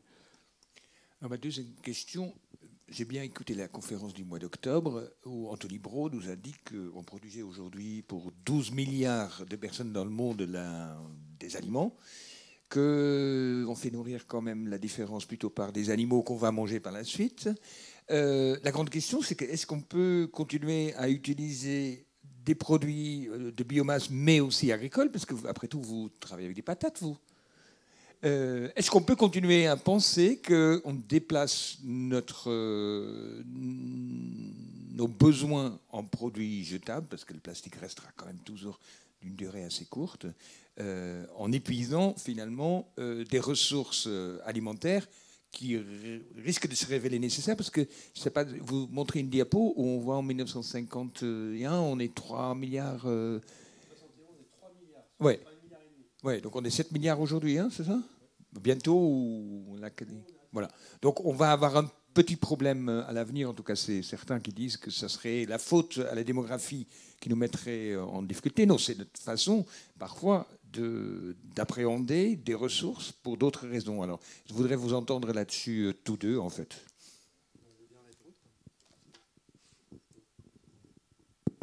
Oui, c'est bon. Sur la croissance de la population? Sur l'utilisation des aliments à des fins autres que de nourrir. Vous allez avoir, donc là sur la dimension bioraffinerie de seconde génération, troisième génération, je vais vous laisser ça, Monsieur Roquette. Mais pour la croissance de la population, en fait, on a deux conceptions. Une première conception très pessimiste, comme l'approche malthusienne, en fait, liée à la croissance de la population, comme le faisait aussi René Dumont, expliquait que concrètement, on ne pourrait rien faire tant que la population viendrait à s'accroître. En fait, on va droit dans le mur. Peut-être, si on est des moins, certains diraient même Malthus, 1790, Pasteur disait au pire, les pauvres, on ne les aide pas. Il y aura une sélection qui va se faire tout seul. Au moins, on va supprimer les aides sociales, comme ça, voilà. Ce que Malthus disait, au moins le pessimisme. Ou alors, au pire, ceux qui sont les plus riches, ils résisteront. Les autres, tant pis pour eux. Et puis après, on a ceux qui sont pour le développement, l'économie du développement, qui considèrent qu'il y a les transitions démographiques, où dans certains pays, par exemple africains, voilà, au départ, il y a une forte croissance de la population. Mais au fur et à mesure que vous allez avoir du progrès technique qui va s'y ajouter, eh bien, vous allez avoir des changements de comportement, notamment liés à la santé, au niveau de l'éducation, ce qui va vous inciter aussi à baisser baisser le nombre d'enfants, voilà, parce que vous aurez d'autres choses à faire. Et vous aurez un meilleur niveau de vie. Donc en fait, actuellement, la thèse un peu pessimiste malthusienne, c'est celle qui revient. Dans la littérature, on parle même du spectre de Malthus, c'est-à-dire qu'il est toujours là, même depuis les années 70, en disant « Mon Dieu, on va droit dans le mur avec la croissance de la population, donc on n'y arrivera pas ». Et la plupart des modèles liés à l'innovation environnementale, comme quoi est-ce que ça pourrait sauver l'humanité, est-ce qu'on pourrait trouver des solutions, notamment au niveau du réchauffement climatique, on va dire oh, il y a la croissance de la population qui nous pose problème, et au final, la population va s'accroître plus vite que les solutions. C'est-à-dire que la population va s'accroître énormément plus vite, puis pendant ce temps-là, nous on essaye de réfléchir, puis en fait, il y a des choses qui se font et on n'a pas le temps de se poser. Donc, en ce moment, il y a un peu ça.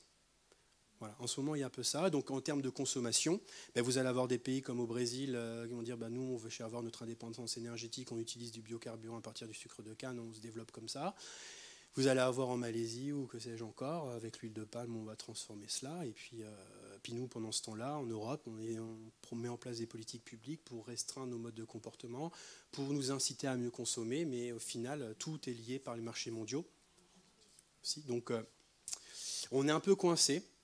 Si j'avais une préconisation à faire, ce serait plutôt se recentrer sur le développement local, sur l'ancrage territorial, voir ce qu'on est capable de faire chez nous, autour de nous, pour être moins dépendant des autres et après l'enseigner dans d'autres pays ou à d'autres endroits pour ralentir la crise possible. Après, évidemment, on va pas non plus... c'est légitime, on ne va pas critiquer en Inde ou les Chinois, dire voilà, on n'a pas le droit d'utiliser la voiture parce que ça va polluer. Hein, donc, oui, il y a une voiture pour combien de Chinois aujourd'hui en Chine? Je ne sais pas du tout. Je crois qu'ils sont très très nombreux dans la voiture. Il faut du covoiturage. Oui, il faut du covoiturage. Voilà. Oui, sur la disponibilité des nombres d'hectares, je confirme qu'effectivement, l'alimentation végétale est bien plus efficiente pour nourrir les hommes. Et au niveau de l'entreprise Rocket, on développe beaucoup aujourd'hui la protéine de pois. Et en fait, on arrive à faire des imitations de viande tout à fait intéressantes en texturant les protéines végétales. Et on peut vous faire une imitation de blanc de poulet que vous allez mettre dans votre salade César. Vous n'allez pas voir, disons, la différence, parce qu'effectivement, ça peut être blanc comme le blanc de poulet, fibreux comme le blanc de poulet. Et donc, il y a mais bon, je ne dis pas qu'il faut forcément mettre cette protéine végétale sous forme animale, hein, mais il y a vraiment une efficacité pour nourrir les hommes, disons, beaucoup plus forte. Après, il y a quand même des potentialités d'amélioration de rendement. Vous voyez toujours l'exemple de l'huile d'olive en Israël. 1 hectare irrigué qui donne 2 tonnes 100, alors que, disons, la culture traditionnelle donne une centaine de kilos. Il y a après, en matière de disponibilité de biomasse, on citait toutes les sucreries brésiliennes.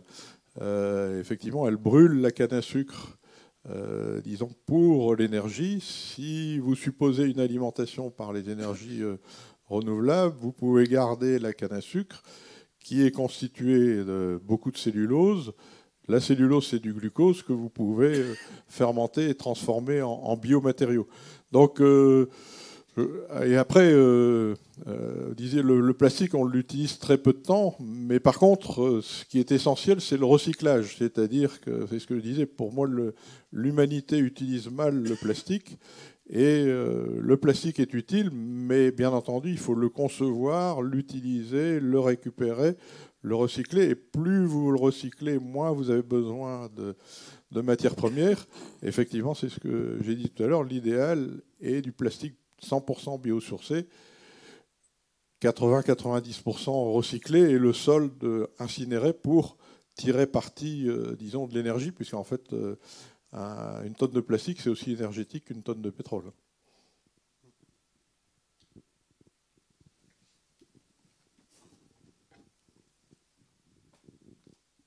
Oui, bonjour. Donc, comment mettre en place toutes ces bonnes idées quand vous voyez qu'actuellement, vous rentrez au supermarché, c'est plein de plastique, plein de produits chinois, des robes, des jouets, tout vient du pétrole. Et j'entendais un humoriste qui disait, voilà, si le Français a un peu plus d'argent, il va enrichir un peu plus la Chine.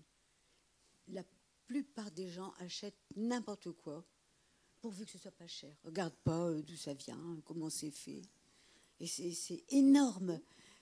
Rien que le rayon du yaourt, bon, vous avez des yaourts, mais vous avez combien de pots en plastique? Et je me posais la question, les premiers yaourts, il y a 60 ans, enfin, à peu près, étaient faits dans des pots en carton. Bon, mais là, c'est affolant. C'est affolant, tout le plastique qui ont les produits laitiers, les jouets, les vêtements, tout ce qu'on veut, quoi. Alors, face à ça, et ce développement énorme, il y a la pub, il y a tout qui vous pousse à acheter. Alors, c'est David contre Goliath, je sais pas, mais ça fait peur, quoi.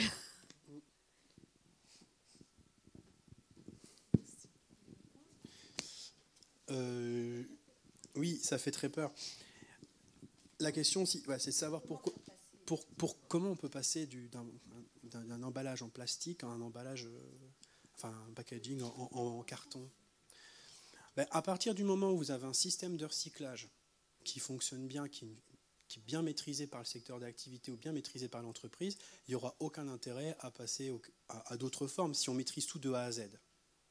D'accord ? Si on maîtrise tout de A à Z, on dit voilà, le plastique c'est mal par exemple, mais néanmoins on est capable, contrairement à d'autres matériaux, de le gérer de A à Z et on se recycle en une filière, on a une traçabilité, on sait ce qu'il y a dans le produit recyclé. À partir de ce moment-là. Oui.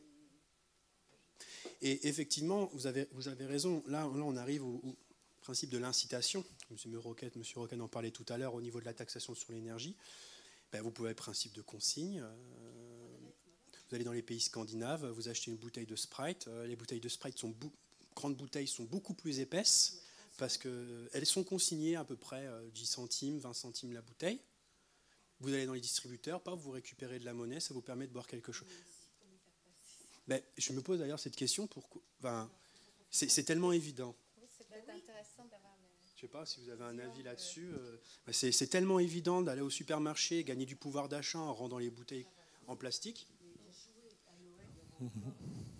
Oui. Oui. Oui. Alors vous allez dire que je suis monomaniaque avec l'histoire de l'impôt sur l'énergie, mais ce qu'il faut savoir, c'est si vous mettez une taxation de 100 € par mégawatt, en fait, dans une tonne de pétrole, mais dans une tonne de plastique, vous avez 12 mégawatts. Ce qui veut donc dire que vous donnez au minimum comme valeur au plastique la valeur de 12 mégawatts, enfin une tonne de plastique, de déchets de plastique. Hein. Vous lui donnez au minimum 12 mégawatts multipliés par 100 €, ça fait 1200 € la tonne.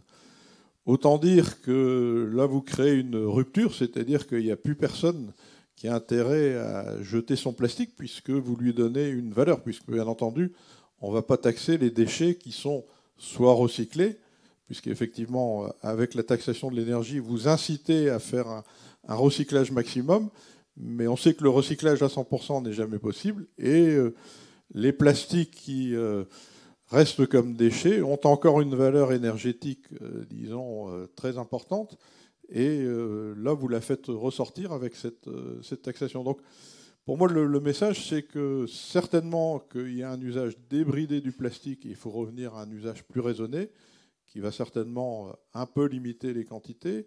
Mais par contre, je ne vois pas un monde sans plastique. Mais par contre, il faut absolument que, disons, l'humanité utilise bien ces plastiques. Et il faut... alors l'humanité doit apprendre à concevoir les plastiques et à recycler la quasi-totalité de ces plastiques. Et on sait que pour justement tirer moins sur la ressource de biomasse, puisque ces plastiques, sur une vue long terme, doivent être faits base biomasse, et il faut absolument les recycler un maximum. Monsieur oui, j'ai le temps de réfléchir. En fait, il y a une question des incitations, et notamment à qui doit payer en fait, au final pour vous inciter à changer vos comportements. À l'heure actuelle en France, comme on n'a pas un principe de consigne, ça veut dire que vous, quand vous payez votre bouteille, vous payez à la fois le système de recyclage que Danone est en train de mettre en place. Mais vous ne récupérez pas, vous, l'argent que vous avez donné voyez, rien que ça. Donc évidemment, si on dit à une personne, tiens, si tu trouves 10 bouteilles par terre ou dans une poubelle, tu mets ça à la consigne, ben, vous gagnez une bouteille gratuite, par exemple. Là, ça inciterait les gens à ramasser les choses par terre et à faire le tri de façon plus consciencieuse. Mais à l'heure actuelle, c'est ce qui se passe dans les pays scandinaves, en Allemagne, en Suède, en Norvège et compagnie. Mais en France, on n'a pas ça parce que le coût est directement porté sur le consommateur. Évidemment, après, ça renvoie au pouvoir d'achat et au pouvoir d'achat des ménages. Si les ménages ont un pouvoir d'achat relativement faible, comment voulez-vous inciter les gens à faire des efforts de cette manière? Donc vous voyez, l'histoire de la taxe, donc savoir ça va vers qui et comment inciter les gens. Est-ce qu'on incite les entreprises à aller vers le biosourcé? Est-ce qu'on incite les consommateurs à aller vers le biosourcé et à recycler plus facilement? Comment faire? Qui porte le poids du coût social, en fait? Qui doit porter la responsabilité, qui doit gérer la chose? Le consommateur, le producteur? Et comment les pouvoirs publics doivent-ils encadrer tout cela? Si vous réglementez trop, les entreprises vont dire ça va freiner la compétitivité et l'esprit créatif. Mais après, si vous laissez faire le marché, que vous allez avoir un prix, question de prix, la question c'est vers qui ça va se répercuter. Est-ce que c'est l'entreprise qui prend en charge ou est-ce que c'est le consommateur Ah ben là, c'est autre chose. Là. D'où le coût pour pouvoir mettre en place une logistique de recyclage et tout un dispositif de traçabilité. C'est-à-dire, si vous demandez aux Chinois de collaborer avec les Européens pour mettre en place un système de recyclage, déjà, il y a des normes techniques, des normes en termes de matière qui ne sont pas du tout les mêmes. C'est d'ailleurs pour ça que l'Union européenne, avec la réglementation REACH, les réglementations européennes sur les produits chimiques, ça permet de faire blocus par rapport aux produits étrangers, produits un peu dangereux. Donc comment voulez-vous, à partir de ce moment-là, étendre la stratégie si déjà, dès le départ, vous mettez des bases? Donc la collaboration n'est pas simple. Excusez-moi, je suis peut-être débordé, monsieur, vous avez une question? Oui, une question. Tout d'abord, merci beaucoup pour vos 2 interventions qui ont été vraiment passionnantes, qui alimentent vraiment beaucoup notre réflexion. J'avais une question. Donc, j'ai découvert aujourd'hui qu'il y avait 2 sources de plastique possibles, les biosourcés et puis les fabriqués pétrosourcés. Et la question que je me posais, c'est est-ce que les plastiques biosourcés sont aussi nocifs pour l'environnement que les pétrosourcés? Parce qu'on parle de perturbateurs endocriniens. Alors j'anticipe peut-être sur la prochaine conférence, mais est-ce que les biosourcés sont non nocifs pour l'environnement ou pas? Est-ce qu'on peut dire qu'ils sont bio au sens bon? C'est peut-être une question bête, mais je découvre ça. Alors, Non, la réponse est très, très facile. On peut faire exactement la même chose, base pétrole que base biomasse. Donc, on peut faire des plastiques extrêmement toxiques, base biomasse. Mais la nature le fait aussi. Je pense qu'il y a des plantes, si vous les prenez, vous mourrez sur place. Et c'est là où on vient dire il est important, disons vraiment ce que l'humanité doit apprendre à faire, c'est aller vers les plastiques qui sont sains déjà avoir un usage raisonnable du plastique, utiliser des plastiques qui sont sains, donc arrêter les plastiques qui sont toxiques. Bon, on parle des phtalates, effectivement perturbateurs endocriniens. Bon, il se fait que l'isosorbide que produit Rocket est un substitut des phtalates qui pose problème, alors que l'isosorbide n'a pas du tout, ces caractéristiques-là. Mais si vous nous demandez de faire du phthalate base biomasse, on va trouver le moyen de vous faire. Il faut bien comprendre qu'on peut, tout ce qui est fait base pétrole peut être fait, base biomasse. Mais après, il faut effectivement que l'humanité se concentre sur les plastiques qui peuvent être utilisés sainement. Alors du coup, j'ai une question qui est complémentaire. Est-ce qu'il existe des labels, des sigles qui permettent de reconnaître les uns des autres? Et parce que du coup, j'ai découvert aussi que les plastiques biosourcés n'étaient pas tous forcément compostables du coup. Oui, c'est ce que je disais tout à l'heure.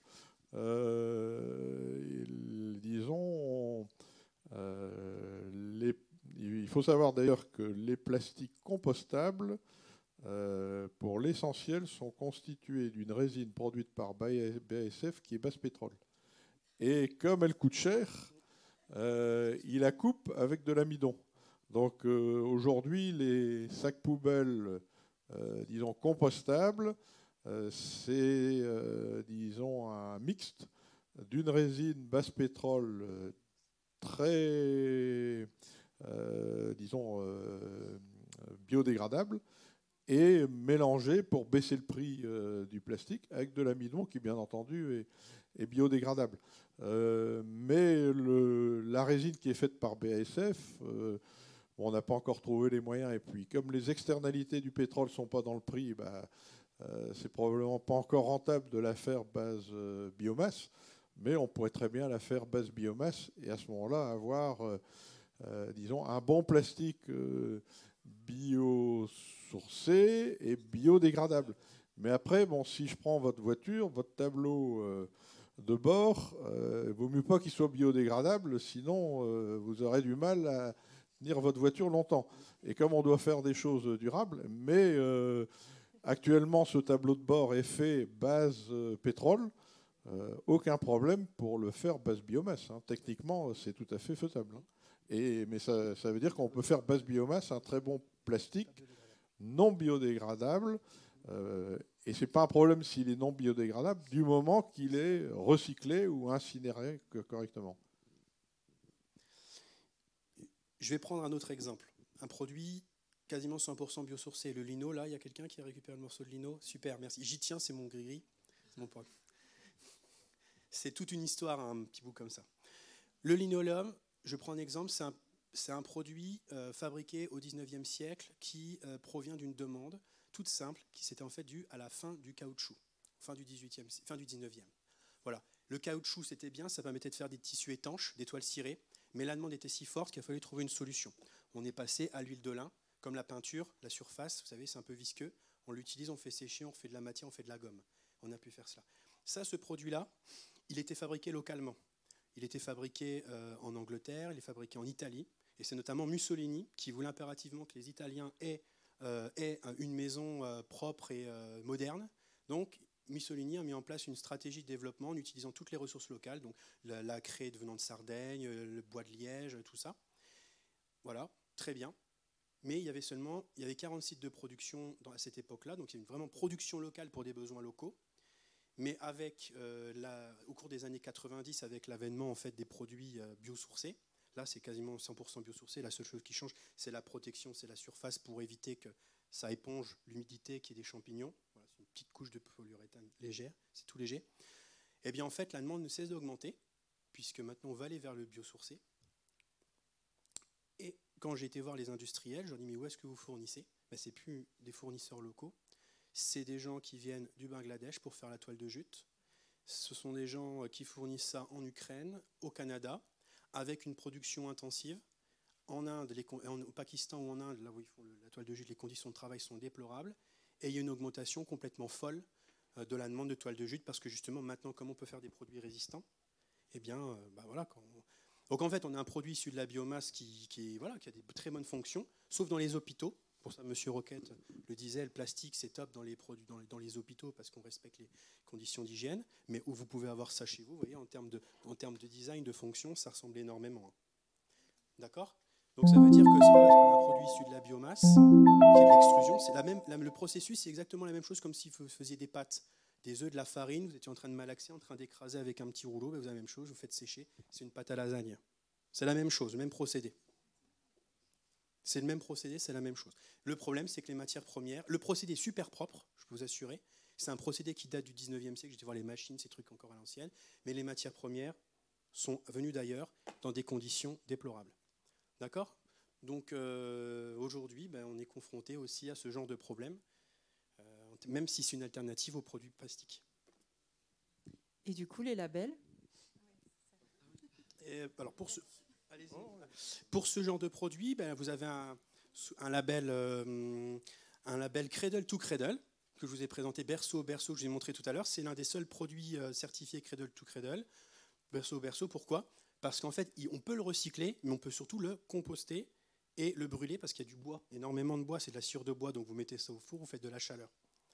Cradle to Cradle, Après, vous avez un ensemble de certifications liées aux protections de tout ce qui est lié à la protection de la santé dans les bâtiments. Donc là, il y a une liste, les normes ISO 14001, 9001 sur le management, des normes techniques européennes sur la qualité du produit, vous savez, sur la résistance à l'usure, sur, je sais pas, voilà, sur la résistance à l'usure, tout ce qui vous évite de tomber malade en l'ayant dans votre maison. Ce sont des normes européennes et même des normes mondiales, mais après, pour savoir si c'est un produit biosourcé ou pas, bah, vous allez avoir... Le sachet plastique, par exemple, ou l'emballage plastique. De ça? Non, hein en général, j'ai l'impression que la question, elle s'adressait aussi sur les produits qu'on trouve dans les magasins. Oui, les sachets plastiques, les emballages plastiques. Est-ce qu'il est prévu de mettre en place une traçabilité, savoir, vous avez justement expliqué qu'il y avait tellement de possibilités de mixer les sources pétrole et les biosources. Comment peut-on s'y retrouver, nous, alors? Oui, donc je reconnais que c'est parce que effectivement, on voit des labels, par exemple, sans phtalate ou sans parabènes ou des choses comme ça, et on a un peu l'impression que c'est vite le marketing qui a vu une possibilité de démarcation et puis qui s'est emparé. Mais c'est vrai que dans les plastiques, alors je pense que disons l'humanité est vraiment en train de se rendre compte, disons, d'aspects toxiques qui sont encore peut-être insuffisamment mis en avant, mais effectivement, je n'ai pas de connaissance d'un étiquetage vraiment informatif là-dessus. Oui.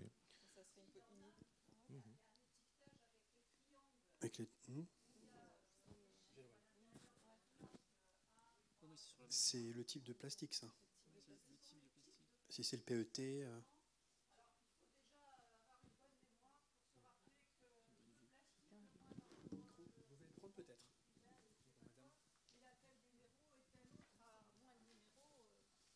Dans le micro. Mais justement, est-ce qu'il y a un numéro qui est affecté au plastique biosourcé? En fait, c'est ça, grosso modo, ma question. Ah, ça, je ne sais pas. Il y a le 1, le 2, le 5. Non, le biosourcé, j'ai tendance à dire, comme il coûte plus cher, disons, que le non biosourcé, disons, il est affiché quand... pour le producteur de biosourcé, il a tout intérêt à l'afficher et il l'affiche. Mais après, j'avais plus compris que votre question, c'était sur les toxicités des différents plastiques. En fait, oui, d'accord. Voilà. Après, moi, c'était bien ce que Christine expliquait, c'était la distinction quand on achète une barquette, voilà, ou même un sachet plastique. Alors souvent, on voit marqué compostable. Des fois, rarement, c'est marqué justement, c'est marqué biodégradable la plupart du temps, mais maintenant, on ne voit pas marqué si c'est biosourcé ou pas. Donc, moi, j'ai bien compris qu'il vaut mieux avoir du biosourcé biodégradable. Donc là, c'est le top du top, mais il n'y a pas forcément toute cette information. Donc, au même titre que pour les papiers, on a du FSC, du NF Environnement, etc. Il y a des tas de choses. Il pourrait très bien y avoir aussi un. Voilà. Donc c'était ma question parce que. Voilà. Oui, donc c'est vrai qu'on ne peut pas dire qu'il y ait encore beaucoup d'informations. Et ce qu'il faut réaliser aussi, c'est en ce qui concerne le biosourcé, 0,4%. Donc c'est sûr que ça ne fait pas un grand support pour, disons, matérialiser cette communication. Merci beaucoup. Ça peut faire également, on peut également être porté en tant que consommateur, peut avoir un problème par rapport à ça, un problème au niveau de l'identité des produits. Parce que le fait d'hybrider des choses comme ça, du produit plastique, du produit plastique recyclé avec du biosourcé, l'une des questions qu'on se pose, nous, en économie, c'est de savoir concrètement qu'est-ce qu'on a entre les mains.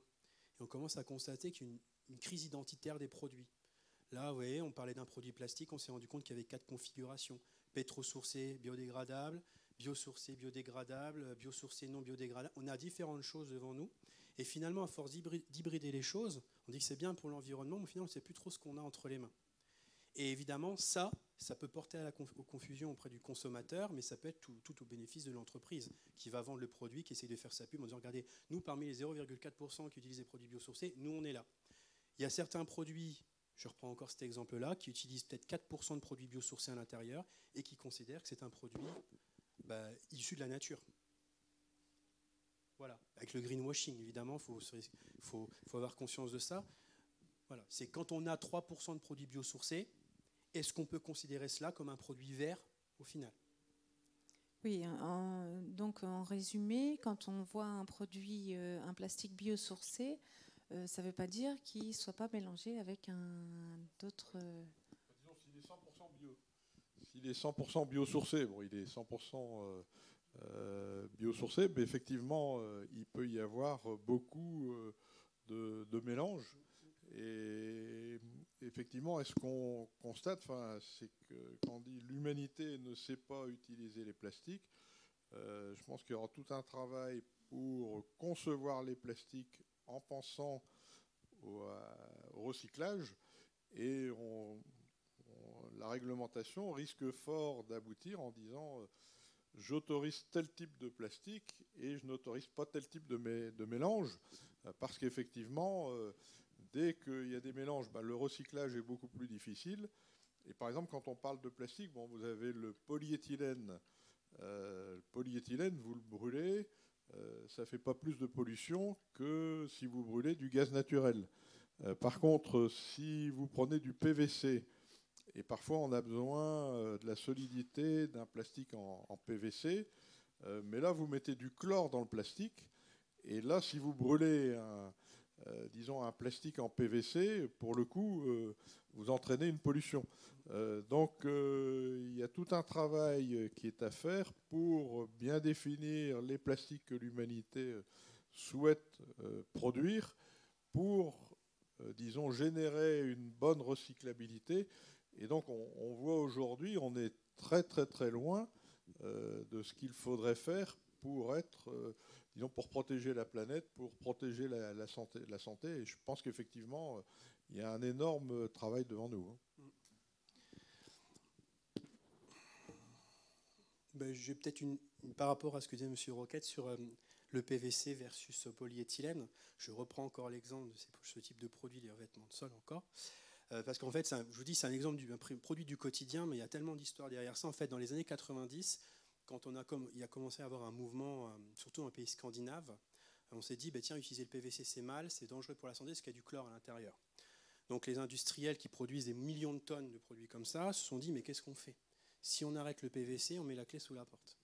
Donc les chercheurs de ce secteur d'activité, ils ont réfléchi, ils se sont dit, on va passer au polyéthylène. Donc pendant près de 5 ans, début des années 90, on a eu un combo, un doublon entre produits PVC et produits polyéthylène.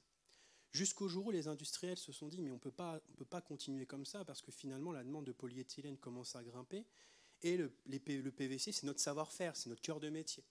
Donc qu'est-ce qui s'est passé? C'est que les industriels du revêtement de sol en France et dans l'Union européenne ont créé un syndicat des producteurs de revêtement de sol, et ont essayé de trouver une solution.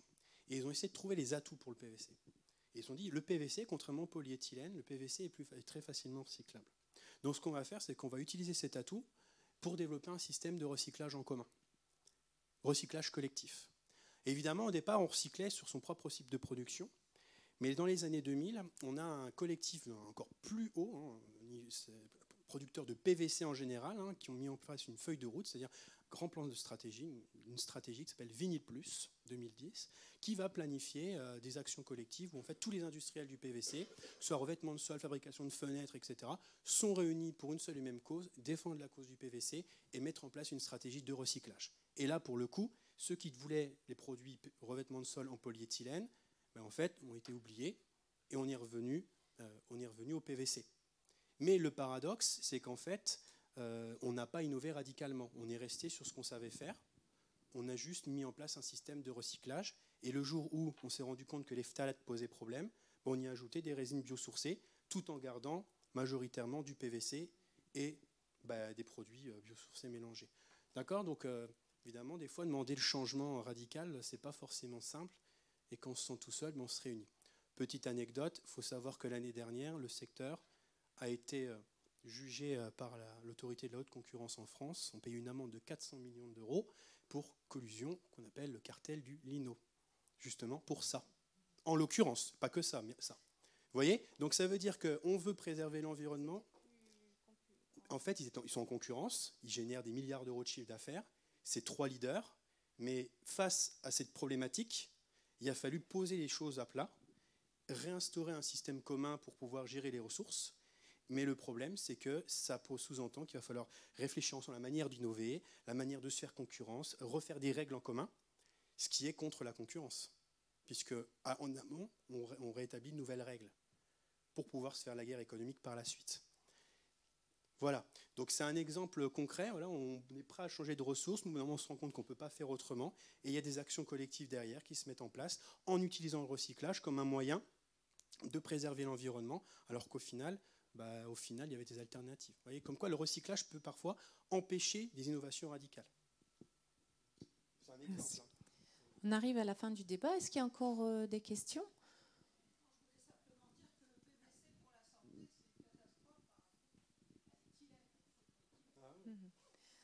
Oui, et moi j'aurais aimé revenir sur, juste avant de clôturer, sur l'effet rebond dont vous avez parlé. Et peut-être que vous auriez envie de réagir sur cet effet rebond, c'est-à-dire si on réussit à diminuer les coûts, on risque de générer une demande au lieu de diminuer. Enfin, si on réussit à diminuer la quantité de matières premières, ça risque de faire une augmentation de consommation. À niveau global. Oui, en fait, avec l'impôt sur l'énergie, je propose de renchérir. Voilà. Donc, et je pense qu'effectivement, à nouveau, si, disons, l'humanité pouvait apprendre à bien faire les choses, je pense que on est tous conscients que n'importe quelle chose dans ce bas monde peut être pour le meilleur et pour le pire. Et je pense que le plastique n'est pas foncièrement bon ou foncièrement mauvais, c'est ce qu'on en fait qui est bon ou qui est mauvais. Et ce qu'il faut, c'est que l'humanité apprenne à utiliser correctement le plastique. Et je pense que si c'est correctement fait, ça ne doit pas générer, mais correctement fait, ça va très loin. C'est-à-dire biosourcé, c'est-à-dire éviter de produire des plastiques toxiques, c'est utiliser le plastique là où ça doit être utilisé, le recycler complètement, l'incinérer quand on ne sait plus le recycler, l'incinérer proprement aussi. Je rajoute l'incinérer quand il est biosourcé, il n'y a pas de problème, hein, puisqu'en fait, si vous l'incinérez, il sort du CO2, mais qui est à nouveau absorbé par la plante, qui vous permet de refaire votre plastique. Et donc, vous êtes toujours dans l'économie circulaire, bon, moins courte que si vous recyclez votre plastique, mais vous êtes toujours dans l'économie circulaire. Merci beaucoup. Non, mais j'ai rien à dire. Non, on parlait des équivalents carbone. Il faut l'histoire de planter des arbres. Planter des arbres, c'est bien. Voilà. Quand on coupe un arbre, eh bien, l'impact carbone, il est 0 si vous replantez un arbre similaire. Parce qu'en fait, le dioxyde de carbone, c'est la plante, la particularité grâce à la photosynthèse, c'est elle en fait qui crée, qui stocke le CO2, qui stocke le dioxyde de carbone. Donc en fait, si vous coupez un arbre, ben, c'est un réservoir en moins. Donc vous devez remettre l'équivalent, un nouveau réservoir en même temps. Vous coupez, vous replantez, vous coupez, vous replantez. Voilà. On ne sait pas trop ce qui se fait en Amérique du Sud, mais... Bon, on a encore beaucoup de questions qu'on aimerait encore poursuivre, mais je crois qu'on arrive à la fin de notre débat. Donc, je vous remercie beaucoup d'être venus jusqu'ici malgré les difficultés qu'on peut rencontrer aujourd'hui de circulation. Et puis, je vous invite à revenir demain pour ceux qui veulent approfondir le sujet des océans plastifiés, on va dire, hein, avec Yvan Bourgnon. Yvan Bourgnon. Et l'artiste, je ne l'ai pas cité tout à l'heure, c'est Belin. Bertrand Belin, merci. Donc, et puis le mois prochain, donc, on aura Bruno Dumonté aussi qui nous parlera de la mer Méditerranée et Valérie Foussier qui pourra vraiment répondre à toutes vos questions sur l'impact sur la santé. Je pense que ce sera... c'est le 15 décembre. Voilà. Mais vous avez les programmes, les carnets de conférences qui sont à votre disposition et où vous avez toutes les informations. Voilà, merci beaucoup et une très bonne fin de journée. Je remercie également nos deux invités qui nous ont eu une contribution extrêmement riche et je crois qu'on peut les applaudir.